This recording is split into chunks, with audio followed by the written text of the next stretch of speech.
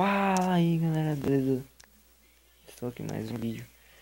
Cara, não sei como vai ser o nome do canal ainda, porque eu tô aqui. E vim trazer uma notícia rapidão, uma nova série no canal. Notícia sobre Chapman. Chapman, não importa se é o 17, 18 ou 19. E a primeira notícia aqui no canal que os desenvolvedores deram foi que é o Live Visual Simulador Visual em 2D, galera. Ó, como top, mano. Não sei se é do Champion 2017 ou se é do Championship 2017. Beleza, mas é pra tudo mesmo para o Champion 2017. Vocês podem ver novos de novos aqui, cara. Que é o... Vamos colocar o nome do estádio aqui e o negócio ali. Que eu não peguei uma imagem boa, tá?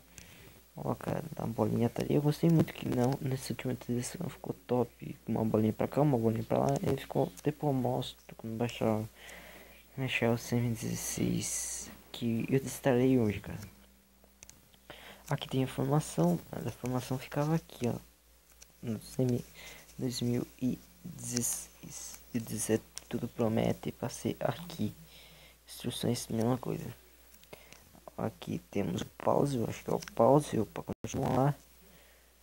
E tem mais coisas pra cá, tipo Blackburn, que eu acho que são os times da segunda divisão de ser na Premier League. A Premier League tô desfocado um pouco.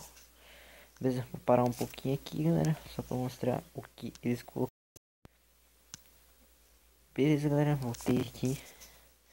Eu tinha parado a gravação. E eles colocaram bem assim, sneak peek, 2 olhinhos, vixe.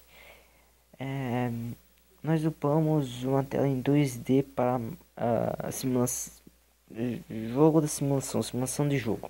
Em CM17, Visual teve 147 comentários e 403 likes.